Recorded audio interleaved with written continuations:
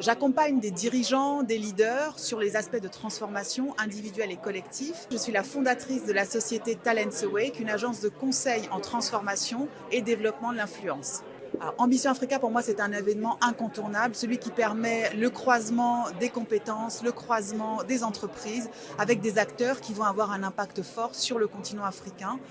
Ça permet aussi de se rapprocher des instances politiciennes, institutionnelles, pour comprendre un peu quelles sont leurs visions et leurs ambitions pour le continent. Bon, il y a l'hôtellerie, comme on a eu pour nos invités, mais il y a aussi tous les secteurs autour des services.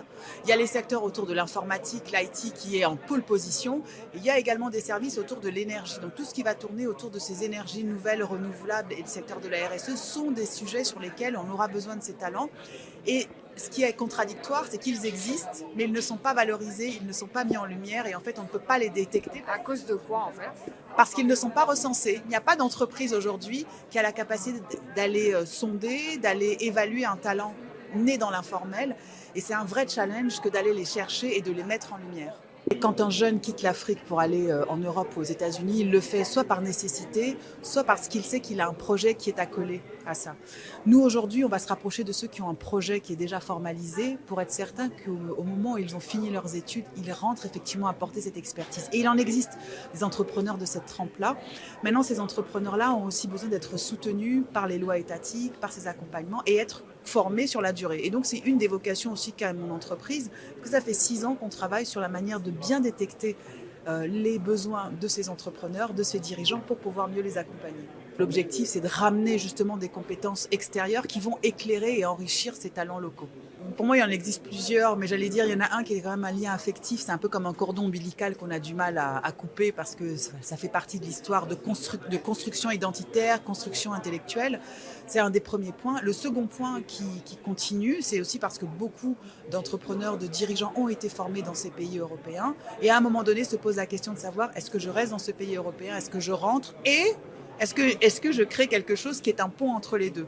Et donc ça renforce aussi cette dynamique-là. Maintenant, il y a un autre point qui va aussi être aidant, c'est de pouvoir mettre en concurrence d'autres cultures américaines, chinoises, russes, qui viennent aussi s'implanter sur le territoire pour voir celles qui seront les plus propices. Et on va passer sur un format où on aura besoin de gens qui ne passent pas 4 heures à réfléchir pour prendre une décision, mais qui soient plutôt sur la prise de décision et un passage à l'action en mode test and learn, comme font les Américains. Alors la recherche d'équité, à mon sens, elle reposera sur une notion de respect, de capacité de considération que l'autre peut avoir autant de talent, de connaissances, d'expertise, parce qu'il a créé son propre chemin d'évolution. Donc cette notion de respect va être fondamentale. L'équité va aussi venir de la capacité à reconnaître un business qui a été développé dans un autre endroit, sur une voie qui n'est pas forcément celle qu'on a choisie, mais qui reste rentable. Donc c'est apprendre les uns des autres pour aller vers quelque chose de plus grand. Oui, parce que beaucoup d'entre eux ont été accompagnés dans des systèmes d'incubateurs, des systèmes qui les ont accompagnés jusqu'à un certain seuil. Et donc, ça crée aujourd'hui une forme de défiance. Donc, il y a un lien à recréer à ce niveau-là. Et en même temps, les entrepreneurs africains ont, à mon sens, aujourd'hui énormément de choses à apprendre aux entrepreneurs, j'allais dire européens ou américains, parce que ce sont des inventeurs nés, des créatifs qui savent créer à partir de rien. Et qui le font souvent par nécessité, donc qui avouent au bout de leur processus versus l'Europe ou les Amériques qui, eux, ont plutôt tendance à créer, entre guillemets, pour innover, mais dans un format de consommation.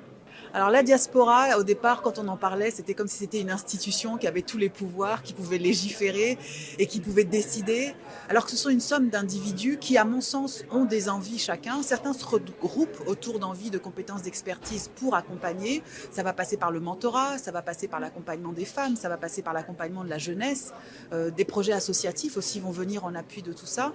Maintenant, cette diaspora-là, il ne faut pas oublier que c'est une somme d'individus. Donc, ils peuvent adhérer à des projets plus grands.